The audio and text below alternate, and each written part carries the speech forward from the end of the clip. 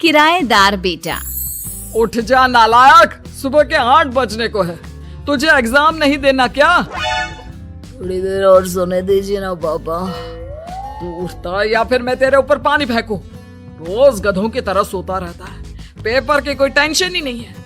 और एक हमारा समय था जब हम पेपर में फेल होने के डर से रात भर पढ़ा करते थे, सो ही नहीं पाते थे। तो क्या अब आप उसका बदला मुझसे लेंगे? मैं 15 मिनट बाद उठ जाऊंगा, आप प्लीज जाइए, मुझे डिस्टर्ब मत कीजिए। इतना कहकर रौनक रजाई ढककर फिर से सो जाता है। तू ऐसा नहीं मानेगा, रुक मैं अभी पानी लेकर आता हूँ। बस फिर क्या था, इतना कहकर वो भागते हुए बाथरूम में जाते हैं और पानी की एक बड़ी सी बाल्टी लाकर रौनक के ऊपर फेंक देते हैं। पानी पड़ते ही रौनक झट से उठ जाता है। ये आपने क्या किया पापा? अब तो उठेगा नहीं तो यही करना पड़ेगा ना। वैसे थैंक्स डैड, आपके कारण ना अब मुझे नहाने की भी जरूरत नहीं पड़ेगी। चलिए अब आप माँ से बोलकर मेरे कपड़े निकलवा दीजिए, तब तक मैं ब्रश कर लेता हूँ। वैसे कल ना आप एक काम और करना, नहलाने के साथ साथ मुझे ब्रश भी करवा देना। ये ब्रश करने में ना मुझे बहुत आलस आता है। रौनक की बातों से अरविंद का मुंह खुला का खुला रह जाता है। वो अपनी पत्नी कमला के पास जाता है और रौनक की हरकतों के बारे में बताता है, जिसे सुन उसकी पत्नी हंसने लगती है। तुम अपने बेटे को समझाने के बजाय हंस रही हो। रौनक बच्चा है, धीरे धीरे सुधर जाएगा, आप क्यों उसके पीछे पड़े रहते हो? अभी नहीं सुधरेगा तो कब सुधरेगा? 10वीं क्लास में है रौनक, वो अब कोई बच्चा नहीं रहा। अरविंद की इतना बोलते ही वहाँ रौनक भी आ जाता है। क्या डैड, मैंने आपको एक काम दिया था, वो भी नहीं हुआ आपसे। अरे क्या हुआ बेटा? माँ, मैंने डैड से बोला था कि वो आपको बोलकर मेरे स्कूल की यूनिफॉर्म निकाल दे, लेकिन मेरे पीछे पड़ने के अलावा इनसे एक काम ढंग से नहीं होता। देख रही हो कमला, देख रही हो अपने लाडले को? अरे आप चुप रहिए जी। चलो बेटा, मैं तुम्हें कपड़े निकाल कर दे देती हूँ। बस ऐसे ही साल पर साल बीतते जाते हैं, लेकिन रौनक के रवैये में कोई बदलाव नहीं आता। वो पहले से भी ज्यादा आलसी और पूरी तरह अपने माता पिता पर निर्भर हो जाता है। 2 साल बाद पता नहीं कहाँ गायब रहता है पूरे दिन, अब तक तो आ जाना चाहिए था। अरे आप इतनी फिक्र क्यों कर रहे हो उसकी? दोस्तों के साथ खेल रहा होगा, आ जाएगा अभी। ये कोई टाइम है खेलने का? 10 बजने वाले हैं, इतनी रात में कौन खेलता? कमला कुछ कहती उससे पहले ही रौनक वहाँ आ जाता है। मम्मी जल्दी से खाना लगा दो, बहुत भूख लग रही है। तुम्हें तब तक खाना नहीं मिलेगा जब तक तुम बता नहीं देते कि इतनी रात गए कहाँ से आ रहे हो। ओ प्लीज डैड, अब आप एसी पे प्रद्युमन बनकर मेरे सर पर बंदूक लेकर मत बैठ जाना। अपनी फालतू की बकवास बंद कर और बता कहाँ से आ रहा है। माँ अब समझाइए ना डैड को। बता देना बेटा, इनको भी तसल्ली हो जाएगी। आप बोल रही हैं तो बता देता हूँ, मैं दोस्तों के साथ मूवी देखने गया था, इसलिए देर हो गई। तो इन सब चीजों में मेरे पैसे उड़ाता है। कभी 1 रुपया कमाने के बारे में सोचा है तूने? जब देखो हवा की तरह पैसे उड़ाता रहता है। माँ अब आप इन्हें चुप करा दीजिए, वरना ना मुझे गुस्सा आ जाएगा। अच्छा क्या कर लेगा? बता ना क्या कर लेगा तू? वैसे बात तो ठीक ही है, मैं कर ही क्या सकता हूँ। पैसे तो फिर भी मैं आपसे ही मांगूंगा ना। चलिए अब ये सब बात छोड़िए और मम्मी मेरे लिए खाना लगा दीजिए। अभी लगा देती हूँ बेटा। मैं बता रहा हूँ कमला, एक दिन ये ऐसे ही बिगड़ जाएगा। ओफो, आप क्यों इतना पीछे पड़े रहते हो मेरे बच्चे के? बात की बाद में देखेंगे, अभी आप शांति से उसे खाना खाने देंगे। अगले दिन डैडी मुझे 10,000 रुपए चाहिए। हाँ? अब इतने पैसे क्यों चाहिए तुझे? डैड आप बिना सवाल किए कभी पैसे नहीं दे सकते क्या? जब तक तू बताएगा नहीं तुझे पैसे भी नहीं मिलेंगे। अरे अब आप अपने बेटे को पैसे भी नहीं दे सकते? नालायक, तेरी उम्र के लोग नौकरी करते हैं और एक तू है जो नौकरी करने का नाम ही नहीं लेता कभी। आप लोगों के होते हुए भला मैं नौकरी क्यों करूं? अरे हम कब तक पैसे देंगे तुझे? तुझे भी तो अपने पैरों पर खड़ा होना होगा ना। कौन सा उधार के पैरों पर खड़ा हूं? अपने ही तो पैरों पर खड़ा हूं मैं। इसी तरह रौनक दिन प्रतिदिन लापरवाह होता जाता है। उसकी लापरवाही को देखते हुए अरविंद और कमला अपने बेटे की शादी कराने का फैसला लेते हैं और 1 महीने के अंदर अंदर ही रौनक की शादी मेघा नाम की लड़की से करा देते हैं। शादी के कुछ दिन बाद, रौनक, मुझे एक अच्छी सी साड़ी चाहिए, आप ला दोगी ना? हाँ, क्यों नहीं। कितने तक की आती है साड़ी? यही करीब 5,000 तक की। तुम चिंता मत करो, मैं आज ही डैडी से पैसे मांगकर तुम्हारे लिए साड़ी ले आऊंगा। आप कब तक ऐसे ही अपने पापा से पैसे मांगते रहेंगी?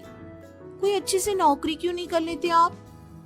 अरे डैड के होते हुए मुझे नौकरी करने की जरूरत ही क्या है? पर आप ऐसे कब तक उनसे पैसे मांगते रहेंगे? कुछ आपको अपने दम पर भी तो करना होगा ना। अब तुम भी बाकी लोगों की तरह मुझे ज्ञान देना शुरू मत कर देना। साड़ी चाहिए ना तुम्हें, मिल जाएगी बस। इतना कहकर रौनक अपने पिता से पैसे मांगने चला जाता है। डैडी, मुझे 5,000 रुपया चाहिए। अब 5,000 क्यों चाहिए तुझे? वो मेघा को साड़ी चाहिए थी। अरविंद आगे बिना कुछ कहे चुपचाप उसे पैसे निकाल कर दे देता है। कुछ दिन बाद, तुम्हें नहीं लगता कमला, रौनक हम पर पहले से भी ज्यादा डिपेंड हो गया है? मुझे तो अब उसके भविष्य की चिंता होने लगी है। कल को हमें कुछ हो गया तो वो क्या करेगा? काश तुमने पहले ये सोच लिया होता तो आज हमारा बेटा इतना लापरवाह नहीं होता। तब मुझे कहाँ पता था कि मेरा लाड़ प्यार उसे इतना बिगाड़ देगा कि वो इस हद तक लापरवाह बन जाएगा। कोई बात नहीं, अभी भी देर नहीं हुई। मुझे पता है उसे कैसे सुधारा जा सकता है। कैसे? अरविंद कुछ कहता उससे पहले रौनक वहां आ जाता है और पैसों के लिए हाथ फैलाने लगता है। डैड, मैं और मेघा बाहर घूमने जाना चाहते हैं। अरे वाह, ये आज सूरज कहाँ से निकला है? Dad please. अच्छा चलो अब मुद्दे की बात करो। मुझे अब 25,000 चाहिए। अब तुम्हें 1 रुपया भी नहीं मिलने वाला। अगर तुम्हें पैसों की इतनी ही जरूरत है तो कोई ढंग की नौकरी कर लो। मम्मी, आप कुछ कहिए ना डैड को। बेटा, वो गलत क्या बोल रहे हैं? ये सब हम तेरे भले के लिए ही तो कर रहे हैं। मम्मा, मैंने बताया ना आपको, मुझे नहीं करनी कोई जॉब वॉब। तो ठीक है, निकल जाओ हमारे घर से। तुम्हारे जैसे लोगों के लिए मैंने ये घर खड़ा नहीं किया है। जितना ये घर आपका है ना, उतना ही मेरा भी है। मैं कहीं नहीं जाने वाला। जाना तो पड़ेगा ही तुझे, क्योंकि अब मैं तेरा कोई भी खर्चा नहीं उठाने वाला। ठीक है, मत उठाइए मेरा खर्चा, मैं अपने दम पर भी जी सकता हूँ। तो बेशर्मों की तरह अब तक यहाँ क्यों खड़ा है? अपना सामान ले और निकल जाए यहाँ से। रौनक पैर पटकते हुए वहां से चला जाता है। घर से निकालना जरूरी है क्या उसे? बिना पैसों के कौन रखेगा उसे किराए पर? अगर उसका भविष्य सुधारना है तो हमें अपने दिल पर पत्थर रखकर ये कदम उठाना ही होगा। दोनों बात कर रहे होते हैं कि रौनक अपनी पत्नी के साथ एक बड़ा सा बैग लेकर घर से निकल जाता है, लेकिन घर से बाहर उसे कोई भी मुफ्त में अपने घर किराए पर नहीं रखता। अंत में थक हार कर वो फिर से अपने घर चला जाता है। क्या हुआ? थोड़ी देर पहले तो दहाड़ते हुए घर से निकला था, अब क्या हुआ? नहीं रखा ना किसी ने तुझे किराए पर? डैड प्लीज, मैं कुछ दिनों में कोई अच्छी सी नौकरी शुरू कर दूंगा। आप तब तक तो हमें रख लीजिए प्लीज। सुबह से रात हो चुकी है लेकिन कोई हमें रखने को राजी नहीं है। अब आप ही बताइए, इतनी रात को मैं मेघा को लेकर कहाँ जाऊंगा? ठीक है, बहू की वजह से मैं तुझे घर पर रख रहा हूँ, लेकिन तू इस घर में एक बेटे की नहीं बल्कि एक किराएदार की हैसियत से रहेगा। 3 महीने हैं तेरे पास। इन 3 महीनों के अंदर अंदर मुझे तेरी पहली तनख्वाह हाथ में चाहिए, समझ गया? पक्का डैड, इन 3 महीनों के अंदर अंदर तो कोई बढ़िया सी नौकरी ढूंढ ही लूंगा मैं। ऐसे ही धीरे धीरे समय बीतने लगता है और अरविंद के दिए 3 महीनों में से 2 महीने बीत चुके होते हैं। पापा जी ने हमें 3 महीने दिए थे, जिसमें से 2 महीने तो बीत चुके हैं। अब ये आखिरी महीना बचा है। अरे तुम चिंता मत करो, आज मेरा ना 2 जगह इंटरव्यू है, दोनों में से कहीं ना कहीं तो जॉब लग ही जाएगी। अच्छा, all the best. Raunak interview के लिए निकल जाता है, जिसके बाद शाम में रौनक घर आता है। कैसा गया इंटरव्यू? आपकी नौकरी लगी या नहीं? अरे पहले सांस तो ले लेने दो अच्छे से। बताइए ना, मुझसे तो जरा भी इंतजार नहीं हो रहा है। वो दरअसल बात यह है कि मेरी नौकरी तो लग चुकी है, लेकिन पैसे बहुत कम है। कितने पैसे हैं? 15,000। इतने में अरविंद और कमला मिठाई का डिब्बा लेकर आ जाते हैं। बधाई हो बेटा। हम जानते थे तेरी जॉब जरूर लगेगी। लेकिन मेरी सैलरी बहुत कम है मम्मा। कम है तो क्या हुआ, धीरे धीरे बढ़ जाएगी। हाँ बेटा, हम तो बस चाहते थे कि तू अपने पैरों पर खड़ा हो जाए। मतलब अब आप मुझे घर से नहीं निकालेंगे?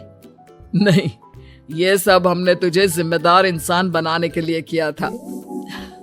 Thank you mummy papa. अगर आप दोनों ऐसा नहीं करते तो मुझे कभी अपनी जिम्मेदारियों का एहसास तक नहीं होता। आज आपने मुझे सिखा दिया कि इंसान का अपने पैरों पर खड़ा होना भी जरूरी होता है।